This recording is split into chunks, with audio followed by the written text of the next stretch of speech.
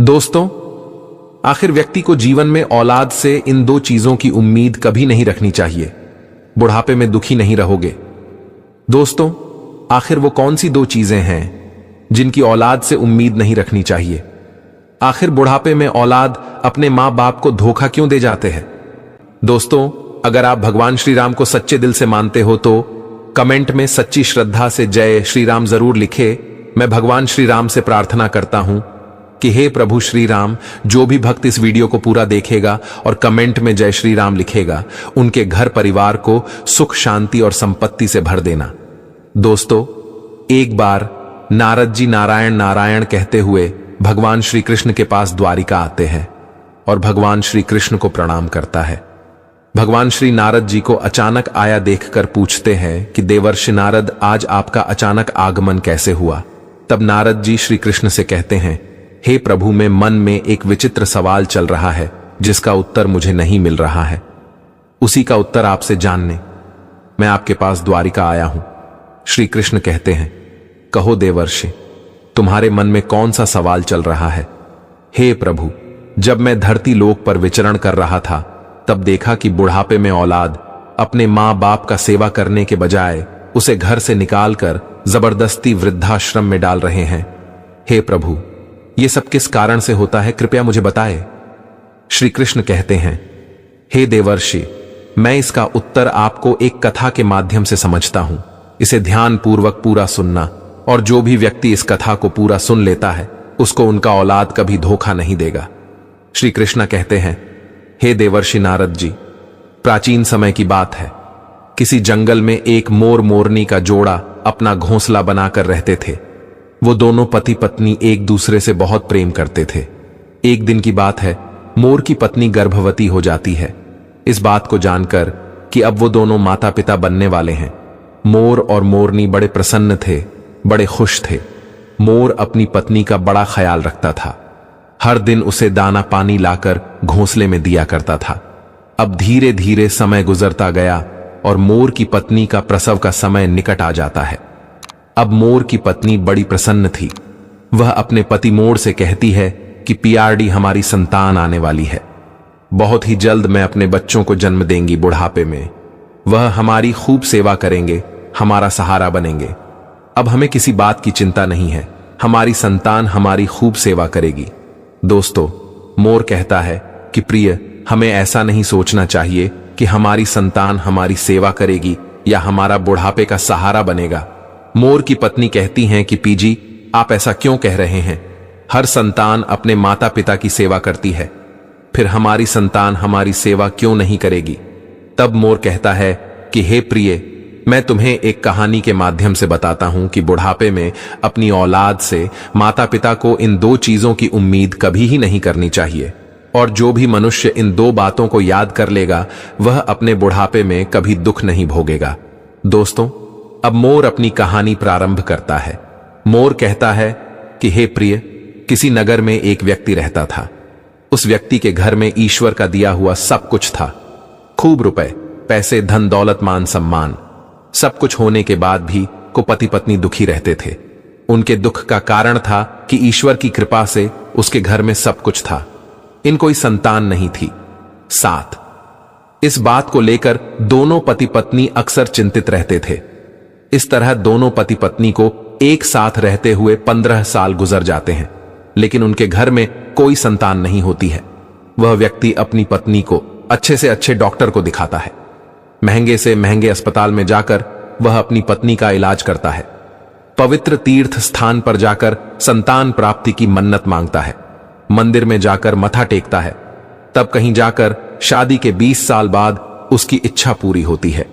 ईश्वर की कृपा से उस व्यक्ति की पत्नी को एक पुत्र प्राप्त होता है। अस्पताल में बच्चे का जन्म होता है। पुत्र जन्म की बात सुनकर वह व्यक्ति खुश हो जाता है। बच्चे की साफ सफाई के बाद उस अस्पताल की नर्स जब उनके नन्हे से पुत्र को लेकर उनके पास पहुंचती है तो दोनों पति पत्नी पूछने लगते हैं कि हमारी संतान कैसी है, कोई दिक्कत तो नहीं है। दोनों पति पत्नी की इन बातों को सुनकर नर्स उस व्यक्ति की पत्नी से कहने लगती है कि बहन जी, आपको जो पुत्र हुआ है वह सुंदर है, अच्छा है, लेकिन इसमें कमी है। नर्स के मुंह से जब बच्चे की मां यह सुनती है कि कोई कमी है तो वह चिंतित हो जाती है। नर्स कहती है कि बहन, घबराने की कोई बात नहीं है। बहन जी, जो आपको पुत्र हुआ है वह सुंदर है, स्वस्थ है। बस उसमें एक कमी है कि उसकी एक आंख नहीं है। तुम्हारा पुत्र एक आंख से काना है, बस यही कमी है, बाकी सब ठीक है। दोस्तों, जब उस मां को यह पता चलता है कि मेरे बेटे की एक आंख नहीं है, मेरा पुत्र एक आंख से काना है, तो वह मां रोने लगती है और अपने पुत्र को सीने से लगा लेती है और कहने लगती है कि कोई बात नहीं, मेरे पुत्र की एक आंख नहीं है तो क्या हुआ, एक आंख तो सही है, जैसा भी है, पर यह तो मेरे दिल का टुकड़ा है। मेरे लिए दुनिया का सबसे सुंदर बच्चा मेरा पुत्र है। दोस्तों, मां के लिए सभी संतानें बराबर होती हैं, चाहे कोई काला हो, कुरूप हो, या चाहे कोई गोरा और सुंदर। मां कभी अपने बच्चों का शरीर नहीं देखती, वो उनकी आत्मा से जुड़ी होती है। मां उस बालक को देखकर कहती हैं, तो कितना सुंदर है मेरा बच्चा। दोस्तों, उस मां की इन बातों को सुनकर नर्स की आंखों में भी आंसू आ जाते हैं। वो नर्स सोचने लगती है, यदि परमात्मा को संतान का सुख देना ही था तो इस पुत्र को दोनों आंखें दे देता। मां कहने लगती है कि कोई बात नहीं, जैसा भी है, आखिर है तो मेरा ही बेटा, पर आज इसकी अगर दोनों आंखें सलामत होती तो और भी अच्छा होता है।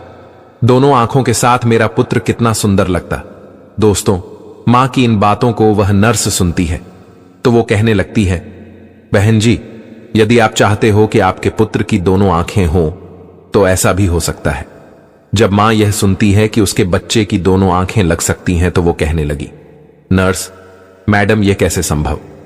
अब नर्स उन्हें बताते हुए कहती है कि ऐसा हो तो सकता है, उसके लिए आप दोनों माता पिता में से किसी एक को अपनी एक आंख देनी होगी, इससे आपके पुत्र की दोनों आंखें ठीक हो जाएंगी।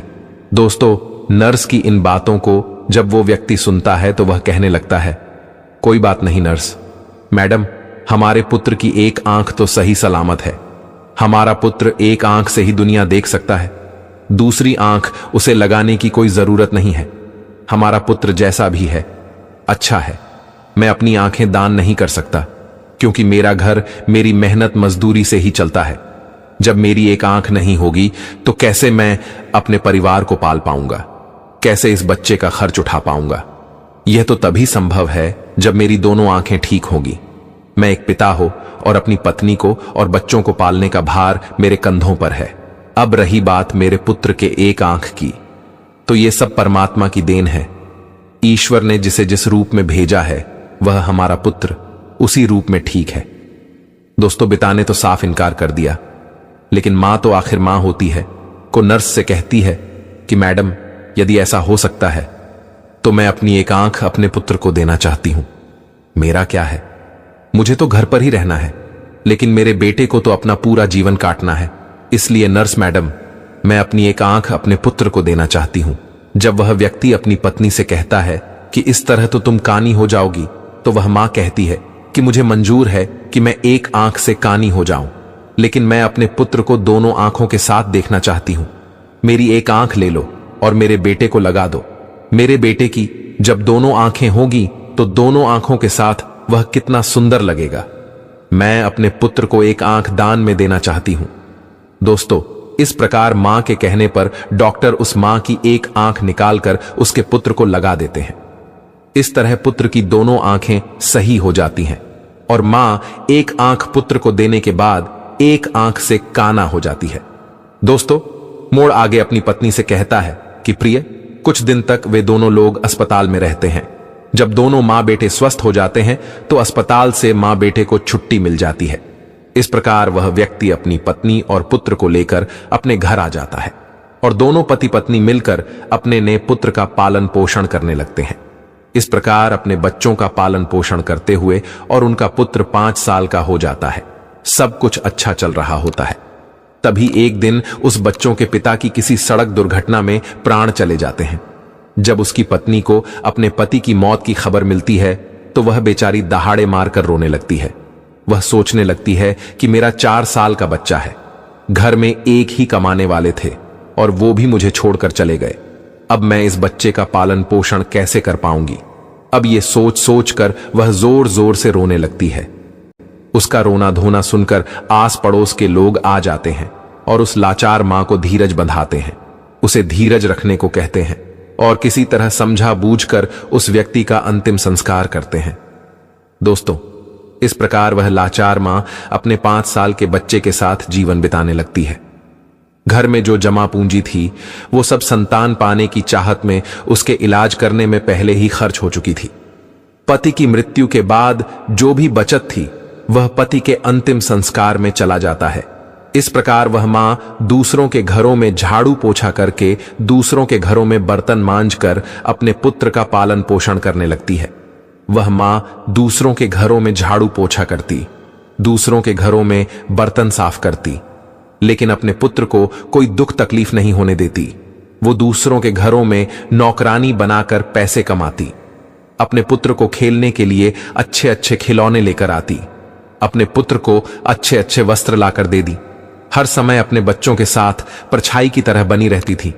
जब उसका बेटा थोड़ा और बड़ा हो जाता है, जब वह पुत्र 6 साल का हो जाता है, तो एक दिन वह मां अपने बेटे को लेकर एक विद्यालय में पहुंचती है और उसे विद्यालय के प्रधानाचार्य से विनयपूर्वक कहती है कि भाई साहब, मुझे अपने बेटे का इस विद्यालय में दाखिला करना है। दोस्तों, वो मां विद्यालय में अपने बच्चे का एडमिशन करने जाती है। वह विद्यालय उस नगर का एक प्रसिद्ध विद्यालय होता है। उस विद्यालय में अमीर लोगों के बच्चे पढ़ते थे। जब उस विद्यालय का बड़ा मास्टर फटे पुराने कपड़े में उसकी मां को देखता है तो सोचने लगता है कि बच्चा तो सुंदर है, लेकिन मां कपड़ों से ऐसी लग रही है जैसे कोई भिखारी हो। यह बेचारी कहां से इस बच्चे की किताबें और इतनी महंगी फीस भर पाएगी। इसलिए वह समझते हुए उसे बच्चों की से कहता है कि बहन जी, हमारे विद्यालय की फीस कुछ ज्यादा है, हमारे विद्यालय में अमीरों के बच्चे पढ़ते हैं, इसलिए बेहतर होगा आप अपने बच्चे का एडमिशन किसी सरकारी स्कूल में कर दें। मास्टर जी की इन बातों को सुनकर मां कहने लगती है कि सर जी, आप पैसों की चिंता मत करिए, आपकी जो भी फीस होगी उसे मैं समय से जमा कर दिया करूंगी। मेरा एक लौटा बालक है और मैं चाहती हूं कि मेरा बच्चा पढ़ लिख कर बड़ा डॉक्टर बन जाए, इसलिए मैं इसे आपके विद्यालय में लेकर आई। दोस्तों, वो बड़ा मास्टर जब उस मां की इन बातों को सुनता है तो उस मां की बातों को सुनकर वह बहुत ही प्रभावित होता है और उस बच्चों की मां से कहता है, ठीक है बहन जी, यदि तुम जिद करती हो तो हम तुम्हारे बच्चे को भर्ती कर देते हैं।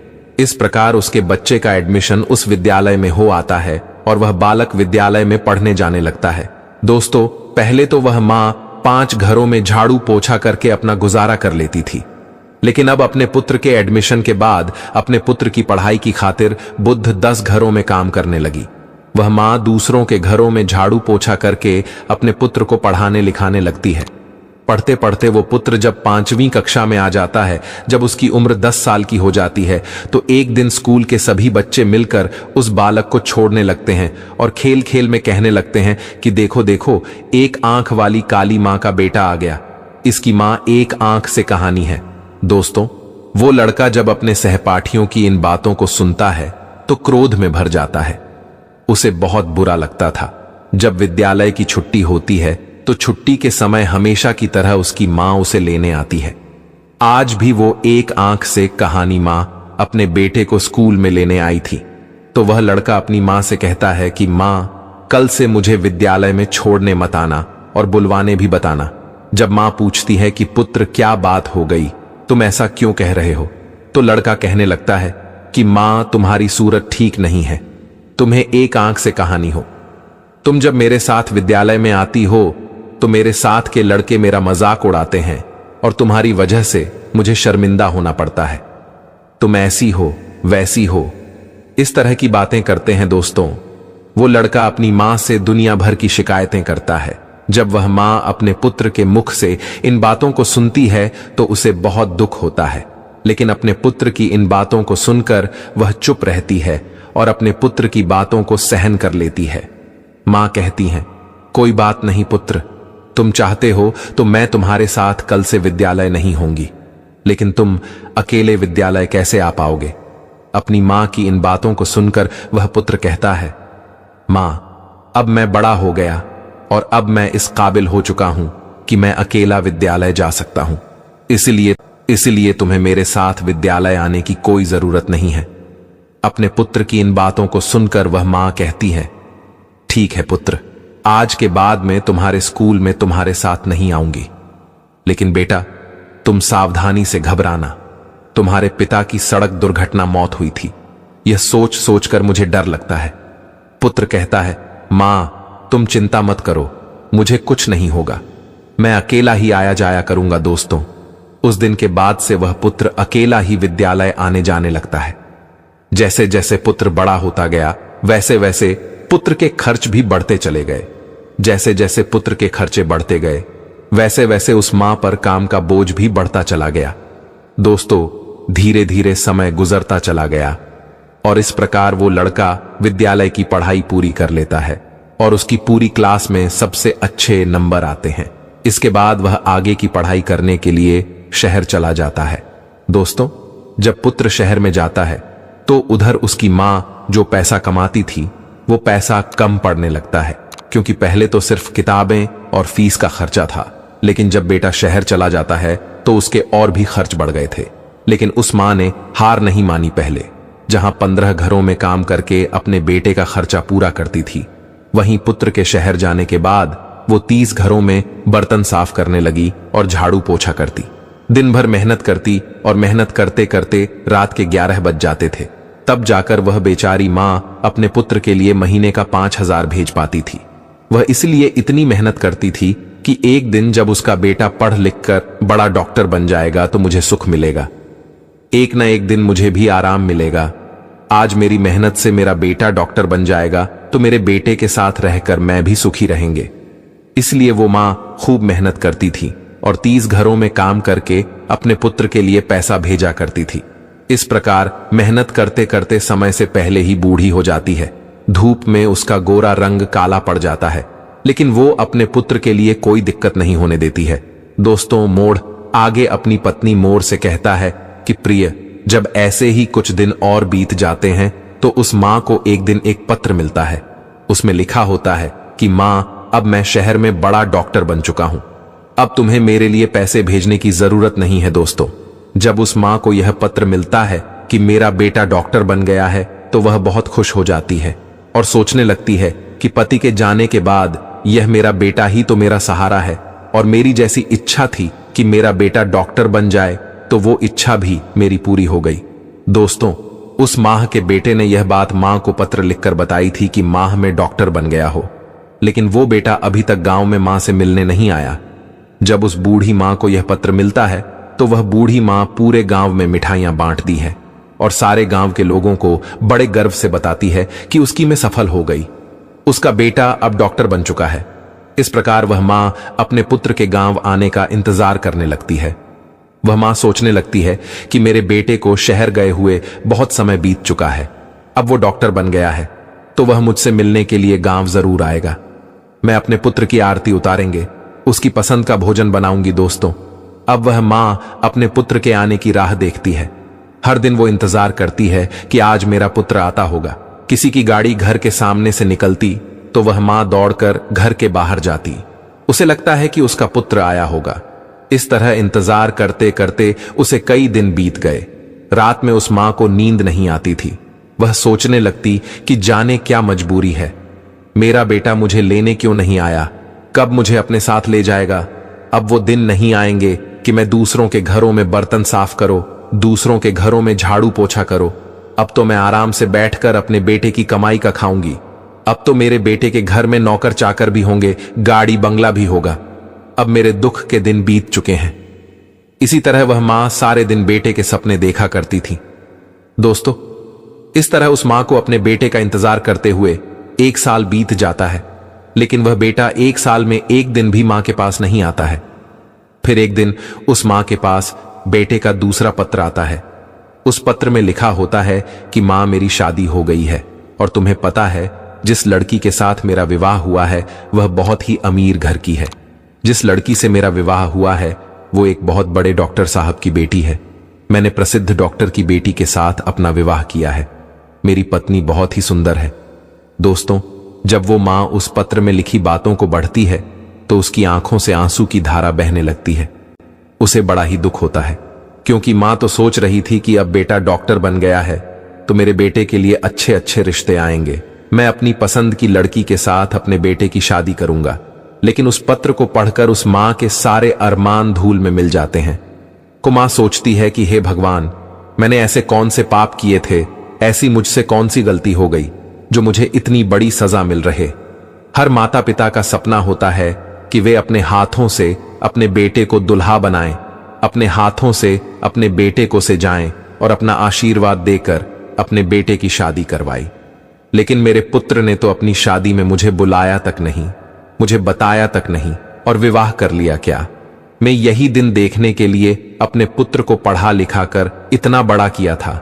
इसके लिए मैंने इतनी मेहनत मजदूरी की थी, दूसरों के घरों में झूठे बर्तन साफ किया, मेहनत मजदूरी करके पढ़ाया लिखाया, उसे इस लायक बनाया। क्या मेरा इतना भी अधिकार नहीं था जो मुझे मेरे बेटे ने अपनी शादी में के लिए भी नहीं पूछा?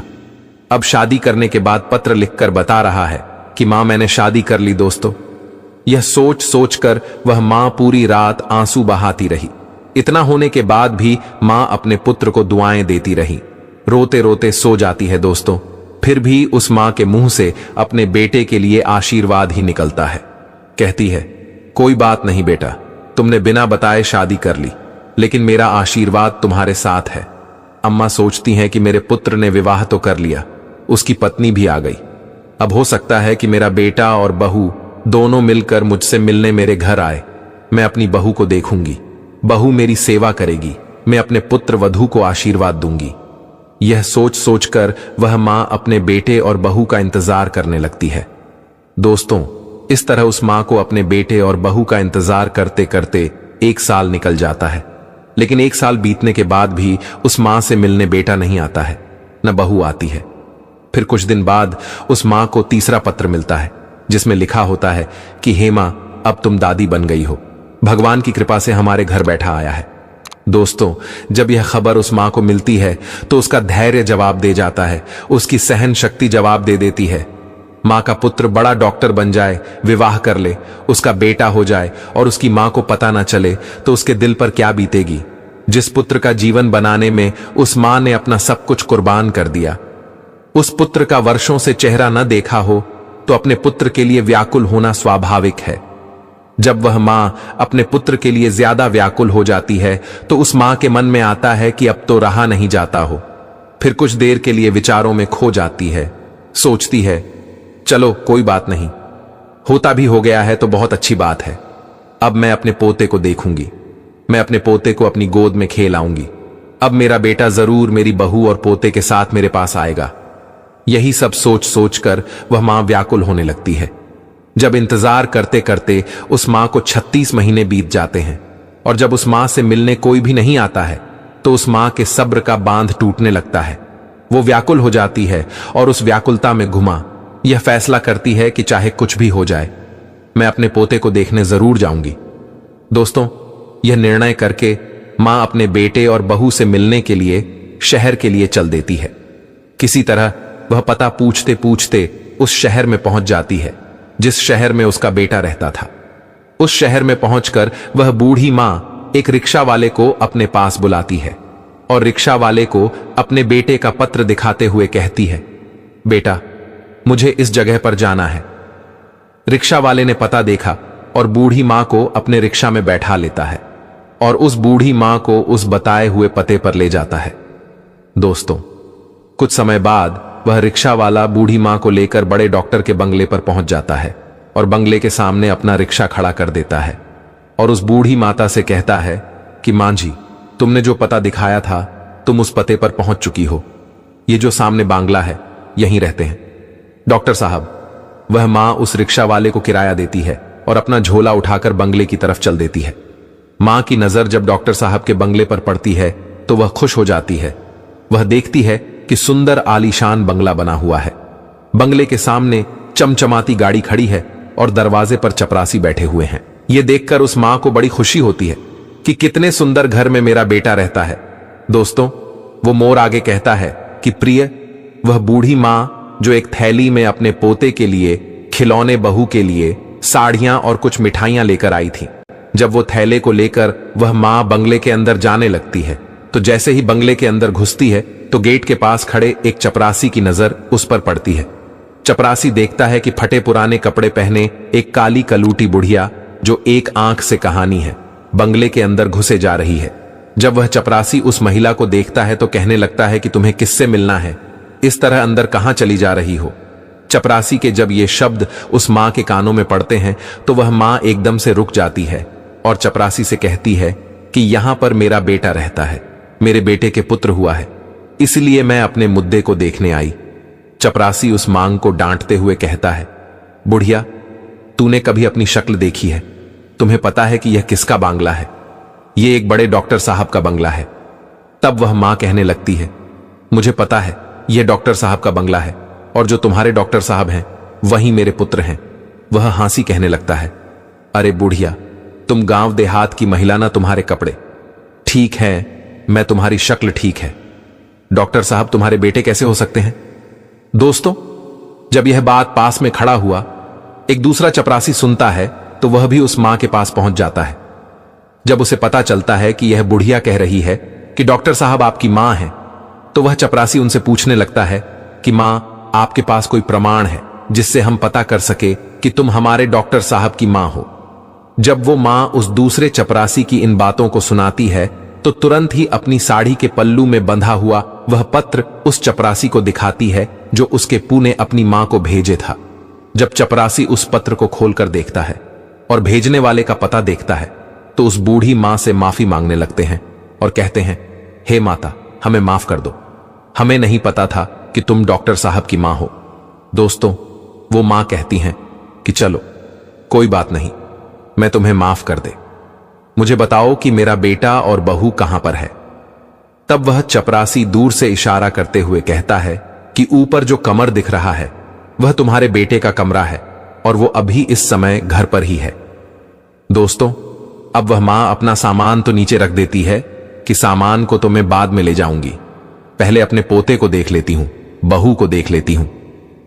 बूढ़ी मां अपने पोते को देखने के लिए जल्दी जल्दी सीढ़ियां चढ़कर घर के अंदर जाती है। जैसे ही वह मां घर के अंदर आती है तो वह देखती है कि घर के आंगन में बल्ला रखा हुआ है और उस पालने में उनका पोता झूल रहा है। जैसे ही उस बूढ़ी मां की नजर अपने पोते पर पड़ती है तो वह दौड़कर पालने से अपने पोते को उठा लेती है और अपने पोते को सीने से लगाकर दुलार करने लगती है। दोस्तों, जब वह बूढ़ी मां अपने पोते को गोदी में लेकर दुलार करने लगती है तो बच्चे की नींद टूट जाती है और वो जोर जोर से रोने लगता है। बच्चे के रोने की आवाज जब पुत्र वधू के कानों में पड़ती है तो वह रसोई से बाहर आती है और सोचती है कि न जाने मेरे बच्चे को क्या हो गया, इतनी तेज क्यों रो रहा है। जब वो रसोई से निकलकर आंगन में आती है और अपने बच्चे को एक भिखारी जैसी दिखने वाली बुढ़िया के हाथों में देखती है तो वह चिल्लाने लगती है। अपने पति को आवाज देती है कि सुनिए जी, कोई काली कल्लूटी बुढ़िया जो एक आंख से कहानी है वह हमारे बच्चे को छुड़ाने आई है।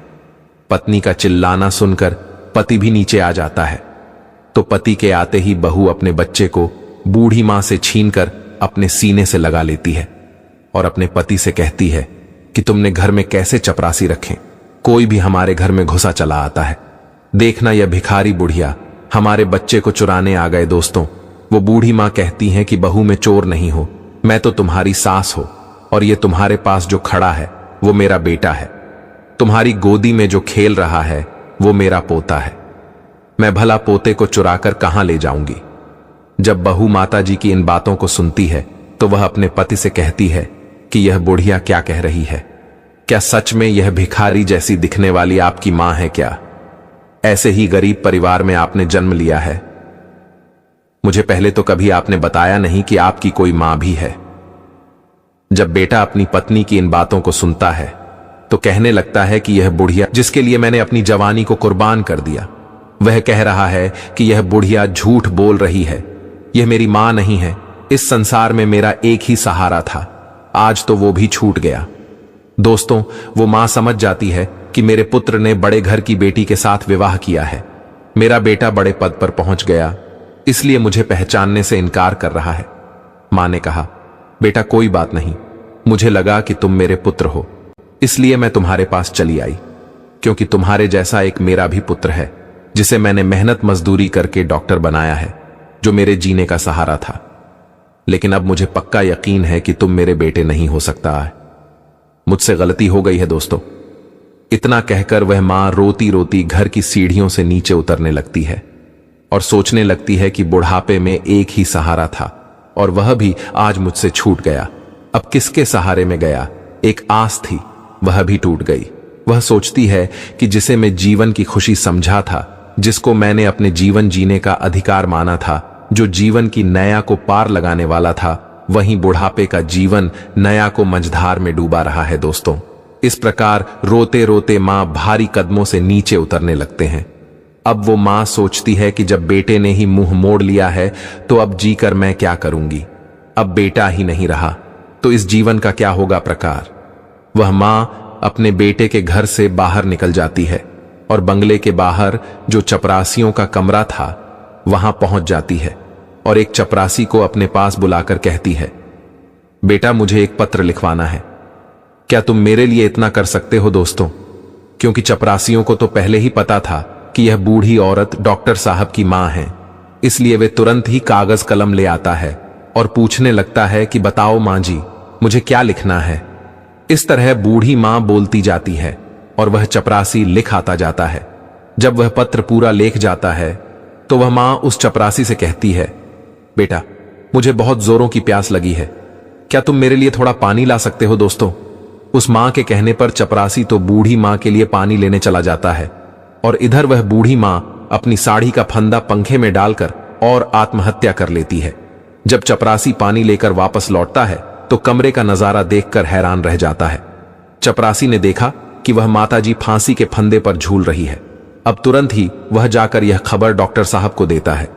इस खबर को सुनकर वह पति पत्नी दौड़े दौड़े उस कमरे में आते हैं। आगे आगे डॉक्टर साहब और पीछे पीछे उनकी पत्नी दौड़ते हैं। जब वो पुत्र अपनी मां को इस हालत में देखता है तो अपनी मां को देखकर उसके पैरों तले जमीन खिसक जाती है। दोस्तों, वो पुत्र अपना माथा पकड़ लेता है और सिर पकड़कर जमीन पर बैठ जाता है। वह सोचने लगता है कि मुझे नहीं पता था कि मेरी बातें मेरी मां को इतनी बुरी लगेगी। मैं तो अपनी पत्नी को झूठी शान शौकत दिखाने के कारण मां को पहचानने से इनकार कर रहा था, इसलिए कह रहा था कि मेरी कोई मां नहीं है। मुझे डर था कि मेरी असलियत जानकर मेरी पत्नी मुझे छोड़ ना दे, इसलिए मैंने यह बोल दिया कि मेरी कोई मां नहीं है। लेकिन तुमने तो मेरे झूठ को सच बना दिया। एक बार पुत्र की मजबूरी के बारे में सोचा होता है। जब पत्नी की नजर फांसी पर झूलती हुई उस मां के हाथों पर पड़ती है, जब उस बेटे की पत्नी फांसी पर झूलती हुई मां के हाथों में कागज का टुकड़ा देखती है, तो वो उस कागज के टुकड़े को बूढ़ी मां के हाथों से लेकर पढ़ने लगती है। पढ़ते पढ़ते उसकी आंखें भर आती हैं। उस पत्र में लिखा हुआ था कि बेटा मेरा आशीर्वाद है कि तुम खूब उन्नति करो। मेरा आशीर्वाद तुम्हारे साथ है। जाते जाते तुम्हें कुछ राज्य बताना चाहती हूं। बेटा मैं अच्छी नहीं दिखती हूं तो उसके पीछे भी एक कारण तुम ही हो। जब तुम्हारा जन्म हुआ था उस समय तुम्हारी एक आंख नहीं थी।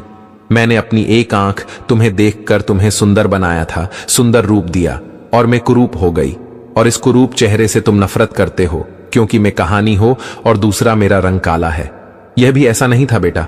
आज तुम जिस मुकाम पर बैठे हो उस मुकाम पर तुम्हें पहुंचाने के लिए मैंने दिन रात मेहनत की है।